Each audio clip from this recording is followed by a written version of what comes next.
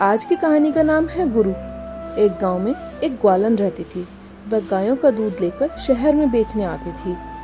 गांव और शहर के बीच एक नदी गुजरती थी, जिसे पार करने के लिए ग्वालन रोज नाव वाले को किराया देती थी। नाविक मनमाना किराया वसूलता था, जो ग्वालन को बहुत परेशान करता था। वह मन ही मन सोचती कि काश कोई ऐसा साधन मिल जाए कि रोज रोज ये नाविक को देने वाले पैसे बच जाएं, तो मैं भी अपने बच्चों के लिए कुछ और पैसे जोड़ लूं। एक दिन ग्वालन दूध बेचकर शाम को नदी के घाट पहुंची तो उसे पता चला कि आज उसे आने को देर हो गई और नाविक पहले ही अपनी नाव लेकर जा चुका है। अगली नाव कब आएगी नहीं पता। ग्वालन बड़ी परेशान कि शाम ढलने लगी है, बच्चे घर में उसकी राह देखते होंगे, पर वो करे तो क्या, नाव का इंतजार तो करना ही है। अब उसे अपना वक्त गुजारना था, तो वह पास के एक मंदिर में जाकर बैठ गई। वहाँ एक गुरुजी भक्तों को प्रभु नाम की महिमा सुना रहे थे। गुरुजी भक्तों से कह रहे थे कि हमें प्रभु नाम का स्मरण करते हुए अपनी राह चलते रहना चाहिए। प्रभु भवसागर पार करा देंगे, प्रभु जीवन नैया पार लगा देंगे। ग्वालिन ने पहले तो चिंतावश गुरुजी की किसी बात पर ध्यान नहीं दिया, पर जब गुरुजी ने दोबारा कहा कि राम का नाम हृदय में रखकर आगे बढ़ो, राम बिना नाव के ही भवसागर पार लगा देंगे, ग्वालिन का ध्यान गुरुजी की तरफ गया। जैसे उसे कोई मार्ग मिल गया। उसने सोचा, मैं तो अनपढ़ हूँ, पर ये गुरुजी तो महाविद्वान लगते हैं, कुछ सही ही कह रहे होंगे। अगर राम नाम जीवन नैया पार लगा देगा तो नदी कौन सी बड़ी चीज है, मैं तो इसे यूं ही पार कर जाऊंगी। बस फिर क्या। ग्वालिन के कदमों को तो शायद पंख लग गए और वह तेजी से नदी की तरफ बढ़ने लगी।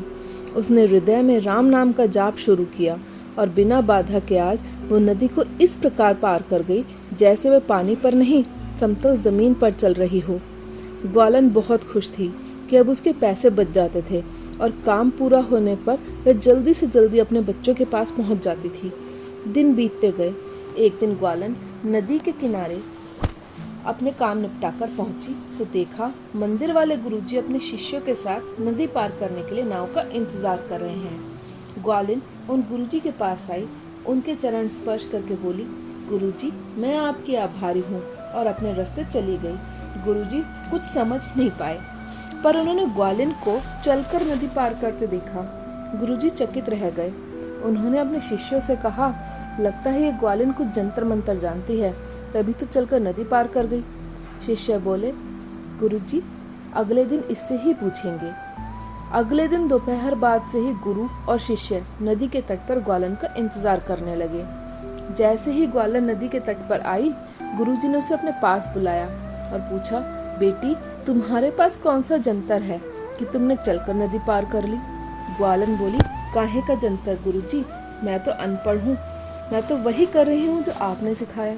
गुरुजी आश्चर्य में पड़ गए। उन्होंने ग्वालिन से पूछा कि ऐसा क्या है जो तुमने मुझसे सीखा पर मुझे ही नहीं पता। ग्वालिन बोली, महाराज आपने ही तो कहा था कि हृदय में राम नाम धारण करो, राम जीवन नैया पार लगा देंगे। फिर मैंने सोचा कि यदि राम जीवन नैया पार लगा देंगे तो ये छोटी छोटी सी नदी क्या चीज है, मैं रोज राम का नाम बोलती हूँ और नदी पार कर लेती हूँ। गुरुजी ग्वालिन के पैरों में पड़ गए कि पुत्री, गुरु मैं नहीं बल्कि तू मेरी गुरु है। मैं जिस बात को रोज कहता सुनाता हूँ उस पर स्वयं संशय था, पर तेरे विश्वास ने मुझे भी प्रभु स्मरण का मर्म समझा दिया। ग्वालिन कुछ समझी कुछ ना समझ पाई, बस मुस्कुराई और अपने रास्ते चली गई। और गुरुजी आज अपने गुरु से मिले सबक को याद करते हुए आत्मविभोर होते रहे।